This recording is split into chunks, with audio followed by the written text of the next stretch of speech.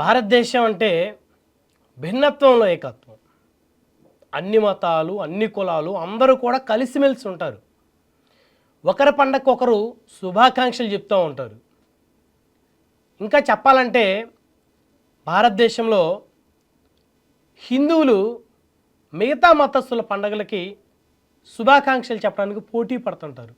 హిందూ రాజకీయ నాయకులైతే ముస్లింల పండగలప్పుడు వారి ఇళ్ళకెళ్ళి భోజనాలు చేస్తారు. వారి ఆహ్వానం మేరకు వారికి సంబంధించినటువంటి నియోజకవర్గాల్లో ఫ్లెక్సీల మీద వారు కూడా అల్లాహకి నమస్కరిస్తున్నట్టు టోపీ పెట్టుకొని మరి ఉన్నటువంటి ఫోటోలతోటి ఫ్లెక్సీలు వేయించుకుంటారు.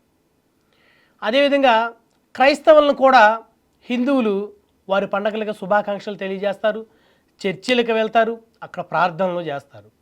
హిందూ రాజకీయ నాయకులైతే మరీను. కానీ ఇటు ముస్లింలు, క్రిస్టియన్లు వారు కూడా ఈ మధ్య కాలంలో హిందువుల పండగలకి విషెస్ చెప్పడం కూడా వీరిని చూసి వారు కూడా కృతజ్ఞతకి మారుపేరుగా వీరు విషెస్ చెప్తూ ఉన్నారు. అంటే భారతదేశం భిన్నత్వంలో ఏకత్వం అనడానికి ఇదే ఒక పెద్ద ఉదాహరణ. అందరూ కలిసి ఉండాలి, అన్ని మతాలు కలిస్తేనే భారతదేశం. అయితే రాష్ట్రాల్లో బలమైన రాజకీయ నాయకులుగా ఉన్నటువంటి వ్యక్తులు అన్ని మతాలను ఒకే రకంగా చూడాలి, తాము ఏ మతమైనప్పటికీ కూడా. ఉదాహరణ చంద్రబాబు నాయుడు గారు, ఆయన ఒక హిందువు. ఆయన ఇటు ముస్లింల పండగలకి, క్రైస్తవుల పండగలకి మరి వారికి శుభాకాంక్షలు తెలియజేస్తారు, వాళ్ళ ఇళ్ళకెళ్ళి భోజనాలు కూడా చేస్తారు. అదేవిధంగా పవన్ కళ్యాణ్ గారు, ఆయన కూడా గతంలో కూడా ఆయన పార్టీలో ఉన్నటువంటి ముస్లిం నాయకుల ఆహ్వానం మేరకు వారి ఇండ్లకు వెళ్ళి వారి ఆతిథ్యాన్ని స్వీకరించారు. అదేవిధంగా క్రైస్తవులకు సంబంధించి కూడా వారికి నమ్మకాన్ని కలగజేశారు. సాక్షాత్తు ఆయన భార్య అన్నా లెజానో గారు, ఆవిడ క్రిస్టియన్. సో ఆ మతం మీద కూడా ఆయన గౌరవం ఉంది. అదేవిధంగా ప్రస్తుతం ఆయన సనాతన ధర్మరక్షకుడిగా ఉద్భవిస్తూ ఉన్నారు.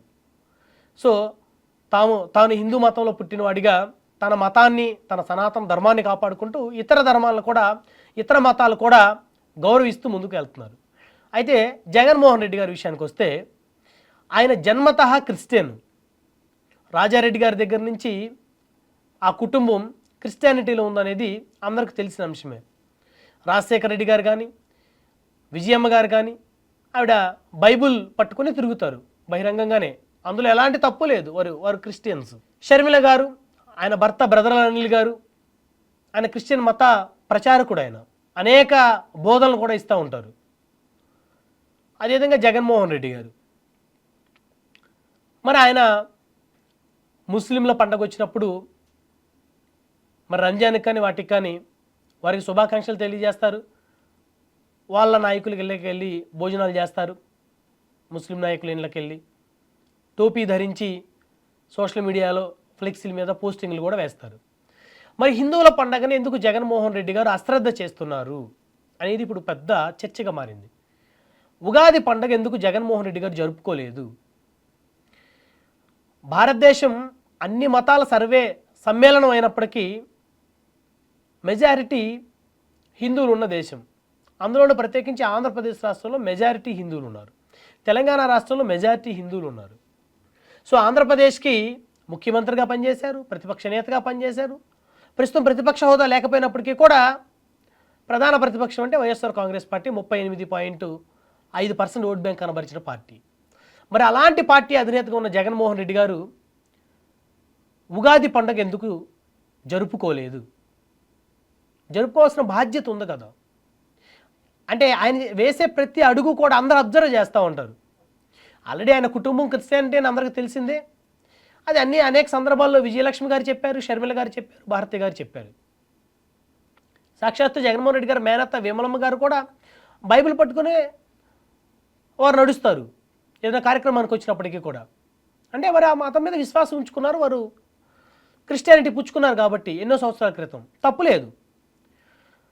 మరి ముస్లింల పండుగ వచ్చినప్పుడు వారికి శుభాకాంక్షలు తెలియజేసే జగన్మోహన్ రెడ్డి గారు హిందువుల పండుగ వచ్చినప్పుడు ఎందుకు శుభాకాంక్షలు తెలియజేయడానికి వెనకడుగు వేస్తున్నారు?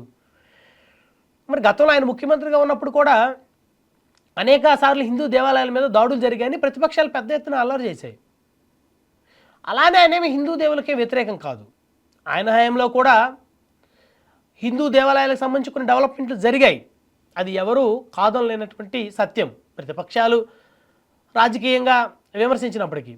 కానీ ఆయన వేస్తున్న ప్రతి అడుగుని, ఆయన వేసే ప్రతి స్టెప్ని, ఆయన మాట్లాడే ప్రతి మాటను కూడా అందరూ గమనిస్తూ ఉంటారు. భారతదేశంలో మెజారిటీ హిందువులు, ఆంధ్రప్రదేశ్లో మెజారిటీ హిందువులు ఉన్న తరుణంలో ఆయనకు నచ్చినా నచ్చకపోయినా హిందూ పండుగలు కూడా ఆయన జరుపుకోవాలి.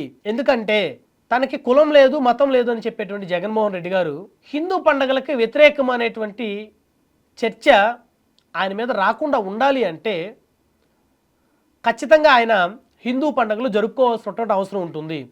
లేకపోతే జగన్మోహన్ రెడ్డి గారు హిందువులకు వ్యతిరేకి అనేటువంటి ఒక ప్రచారాన్ని చేయటానికి, ఆయన ప్రత్యర్థులు చేయటానికి అవకాశం ఇచ్చినట్లు ఉంటుందనేది ఖచ్చితంగా చెప్పొచ్చు.